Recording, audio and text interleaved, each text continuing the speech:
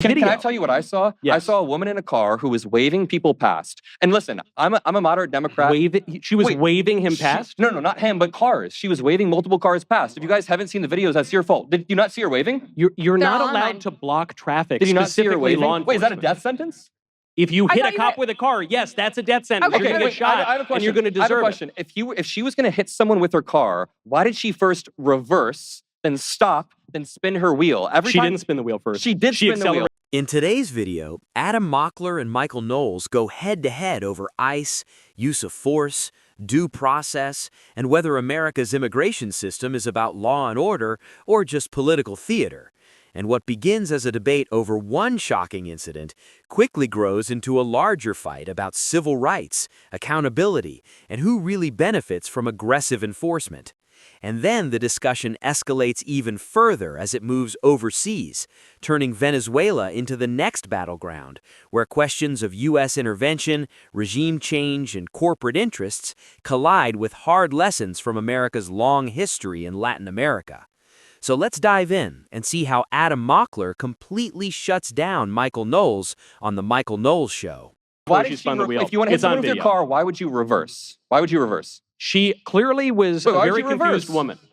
I don't know. Why Okay, did she hit him? So I want to Wait, ask. no, you don't know why she reversed because she spun the wheel She didn't. and then tried to She drive didn't. off. She accelerated before she turned the wheel. Here's what it's on video. Here's Adam. what self-defense counts as. That's why he shot through the windshield, because he was obviously in front You of the can car. reach over the windshield. What about the second He two reached shots? over the windshield. He had spaghetti He reached arms that over. reached over in the moment Has just to nobody here- frame this innocent Wait, woman. did he even get Give knocked me a over? break. Did he even get knocked over? Yes, No. he did. No, That's wait, on video was he, too. Was he No, it's on the not. ground after? Or Yes. Was he, no, he was Yes. standing the up. He was No, standing there's up. literally video Dude, he was going walking. down. Okay, I'm He going to then debunk walked this over. after. Yes, then so he you're then saying walked over. when Renee Nicole Good hit him, he got knocked on the ground.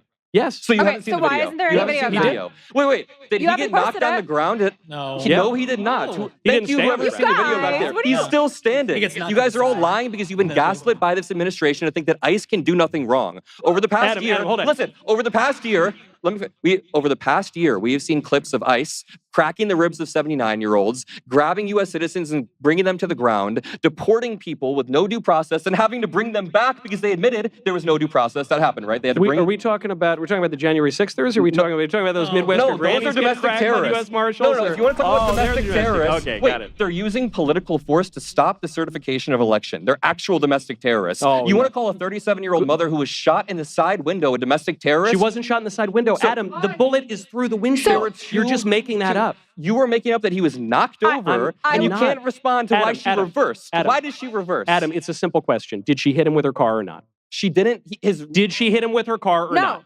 Yes or And no? I- Listen. You're wrong. You answer. Yes or no? Okay. Adam, yes or no? It's a simple Can question. I give a legit answer? You can give me Yes. one word answer. No. Yes. but- Yes. Wait, there you can go. Can I Then answer? The entire Wait. conversation's Okay, moving. Wait, okay, can I answer though? I want to bring it back. Please go Hold on. on, let me hop in. Tell me why he should not have defended himself when she hit him with her car, as you admit. Self-defense means there need to be two requirements by the law. You need to be able to reasonably perceive yourself as An in imminent imminent risk, danger, yes. and then you need to be able to use a disproportionate amount of force to take care of that danger. It's the continuum use of force. The use of force continuum. Okay.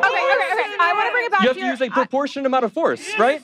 You have to use a It was not A proportionate. 3,000-pound SUV is a deadly I want to threat. bring it back to your Yes, He original was point. standing up. You guys are lying. You said in your original opening, you said that he was doing his job as instructed. Okay, right?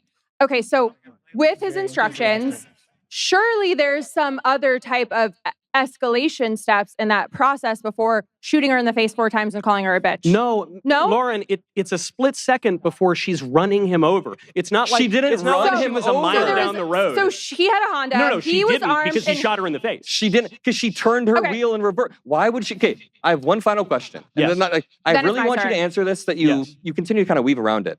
Why did she reverse her car if she Before was trying to driving hit him? straight into him. She didn't drive. I don't know. In federal and state guidelines today, nearly every use of force policy clearly tells officers not to put themselves in front of a moving vehicle because it creates a deadly situation that didn't have to happen. And even the Department of Justice's own instructions say vehicles are mobile cover, not an automatic reason to use lethal force, especially when the officer makes the danger by stepping into the car's path. And when police departments look at shootings like the recent Minneapolis incident involving an ICE agent, they often ask first whether the officer created the threat, because legally and ethically that matters. And there's also the forensic reality that independent reconstructions of shootings with vehicles show panic responses like reversing, stopping, and turning wheels are signs of confusion, not intent. And accident investigators see this all the time, because if someone meant to use their car as a weapon, the pattern looks very different, with clear acceleration toward a target and no hesitation, which is why prosecutors often fail to prove vehicular assault without clear data. And while a car can be lethal, the context decides whether deadly force was justified. And that context in these cases is messy, not straightforward. And zooming out, this isn't just one incident, because ICE has paid out millions in settlements over the past decade for excessive force and wrongful detention, including cases involving U.S. citizens and nonviolent parents picked up during street operations, which is why even conservative law enforcement groups have criticized ICE's shift away from courthouse arrests to street confrontations that are statistically more likely to escalate and harm bystanders. And if safety were truly the goal, you'd see de-escalation and careful coordination instead of chaotic encounters that end with bullets fired and questions answered only later. They called Obama the deporter-in-chief. The problem here isn't the mass deportations. The problem, as he points out, are the brutal videos coming out of those that ICE is losing popularity with the public population. Obama deported a massive amount of people, but we didn't see the same. Adam, do you dispute the turnbacks? But let me see. Okay, the turnbacks Do you dispute happened. that most of them were turnbacks, turnaways? There were turnbacks, but not most of them. They called him the deporter-in-chief, and he did that without cracking the ribs of 79-year-olds, without shooting U.S. citizens, without deporting people with zero due process, and then bringing them back to the effing country. Do you agree that Trump has deported more people than Obama? Yes, but he's deporting people that he shouldn't be deporting. 75% of them have no criminal background, no violent criminal record. But are they illegal aliens? They should. He's deporting people with no due process. Are they illegal aliens? Kilmar Armando, yes, but Kilmar. But then they should be deported. Do you think people should? Do you think illegal aliens deserve due process? Illegal. Are we joking? Wait. Do you guys think that illegal aliens? Then you're wrong. The Constitution specifically says in the Fifth Amendment that persons, not citizens. We can expedite their due process. Wait, hold up. Yes. Can you just say if I'm right or wrong? Does the Fifth Amendment specifically say persons, and that was upheld in a Supreme Court case that it's persons, not citizens? In the enforcement of American immigration law, we sometimes do things a little more efficiently. We, for instance, deported 1 million people in the 1950s under President Eisenhower.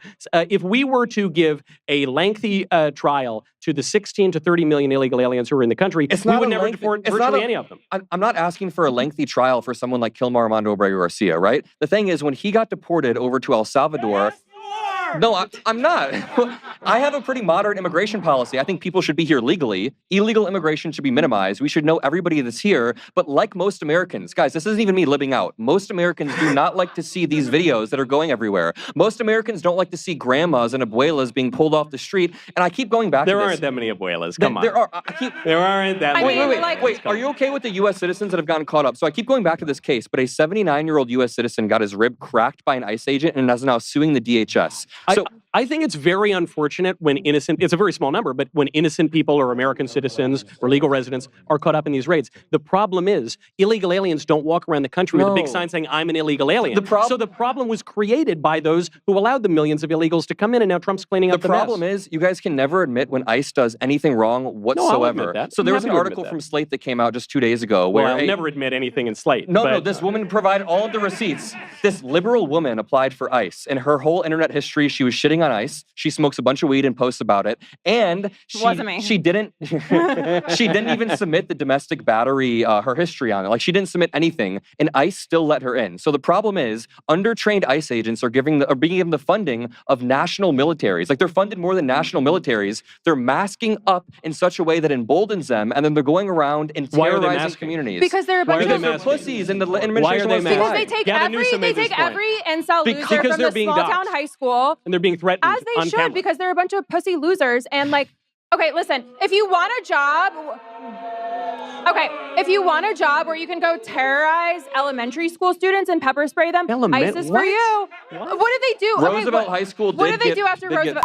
Yeah, they went to Roosevelt High School. First they went to an elementary school. Teddy or Franklin? Was it Teddy or Franklin? Can you... Good one. Can you admit that ICE does anything wrong? Can you ever admit that ICE does anything wrong? Or do you think they should have absolute immunity? I think I have admitted that. They hired that liberal pot-smoking lady. I think that was wrong. Okay, but do you think they have absolute immunity like J.D. Vance does? I think they should be given extraordinarily broad immunity, yes. Even under Obama, who quietly oversaw around 3 million removals, more than any president before him, ICE relied heavily on priority targeting and civil immigration courts instead of chaotic street operations, with most removals happening through border turnbacks, workplace audits, or post-conviction transfers from jails, which greatly reduced collateral damage, which is why you rarely saw viral footage of seniors, citizens, or bystanders being swept up, because the same volume of enforcement can be carried out in a far more controlled way.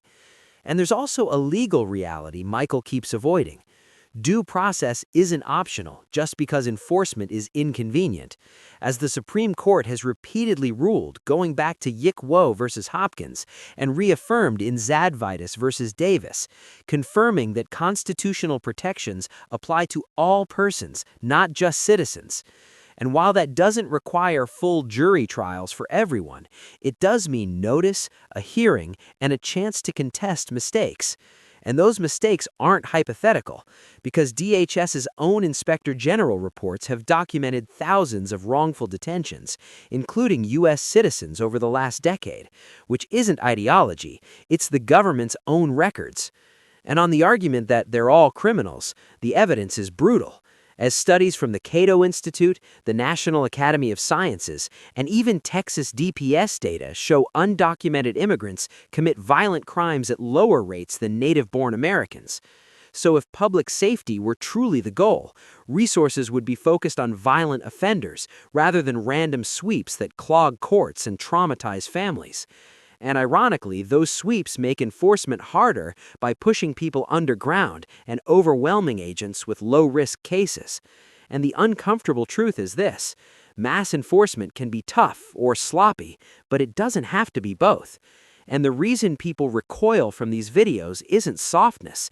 It's because Americans instinctively know the difference between law enforcement and spectacle. Wait, can I ask you a question? Yes. Following up on that, you just named a lot of the regime changes, or at least removals of leaders in Latin America and the Middle East. Can you name a single time in the past 50 years it's gone well for us, for the United States? Quite recently. In Panama, it was great. We got Noriega out just 30 years ago. Worked out great. So I think part of the problem is that the prompt that you sent me. I was curious. Yeah. Can you admit that the vast majority of times they've not only gotten wrong, but it's led to the deaths of hundreds of thousands of people? When have we done regime change? This is just history, right? No, sometimes Middle East has gone worse. Sometimes a lot. And Latin America too. But Middle East has gone worse than Latin America. Latin America, we're better at it. Sometimes it can go wrong. In Guatemala, it went a little rough. But a lot of times it's pretty easy. I mean, we've gone in places like the DR. We go in, we take someone out, and then we kind of reform him. We put him back in sometimes. We basically created the nation of Panama out of Colombia. We've done it in Nicaragua a bunch of times. So we've been pretty effective there. I don't think in Latin America it's turned out well 90% of the time. So the prompt that you submitted to me was that the strikes on Venezuela were as American as Taco Bell. Yeah. And I was thinking, I agree in the sense that you regret eating Taco Bell the next day. In the same way that most regime strikes are regretful. Most regime changes are regretful at some point. Now, this isn't even me, again, libbing out. If you look at the history of both, I'm not. If you genuinely, I want to put America first, and I want to prioritize Americans on the ground, not only economically when unemployment is up, not only small businesses, but I think Americans should be prioritized. And right now I see Donald Trump being caught up with things abroad. So not only Greenland, not only Canada he talks a lot about Europe, but he talks a lot about Venezuela. I've seen him talk more about Venezuela and Greenland than inflation or healthcare at this point. And the problem is, with Venezuela, or with Latin America, almost all regime changes we've done have gone poorly over the course of a few years. So even with Gaddafi, this is what Gaddafi was awful. That was a disaster under Obama. But this proves my point too. I'm not going to defend Obama on this, but this proves my point. In the 2 to 3 weeks following the removal of Gaddafi, I was doing this research, looking up the articles. People were celebrating, and people were saying this is finally bringing an era of peace. People were saying now that Gaddafi is gone, the Middle East is going to be reformed. Well, guess what? 2 or 3 months later, they devolved into a civil war with open-air slave markets, and they are still in a very bad spot. What gives Adam's point real weight, beyond just the back-and-forth moment, is how history actually unfolds with U.S. interventions. Because even cases that are celebrated as wins at first often unravel into long, unstable outcomes once the dust settles, as when the United States invaded Panama in 1989 to remove Manuel Noriega, who had been indicted on drug charges. But although Noriega was captured and his rule ended, the operation, known as Operation Just Cause, cost hundreds or even thousands of civilian lives and left deep resentment toward the U.S. that lasted for decades. And looking even further back, U.S. involvement in Guatemala in 1954 didn't just depose elected President Jacobo Arbenz through a CIA-backed coup, but also set off patterns of instability and violent repression that helped spark a long civil war. And scholars who study these events find that regime change campaigns often undermine democracy and stability in the long term, because foreign-installed leaders struggle with legitimacy and face ongoing resistance. And some academic research has linked U.S.-backed interventions to declines in per-person income, weakened rule of law, and prolonged periods of unrest. So when Adam frames skepticism about another major military play in Venezuela, it isn't just rhetorical, because removing autocrats by force rarely delivers lasting peace or democratic progress, and often leaves behind chaos, power vacuums, and dangerous blowback that echo across generations.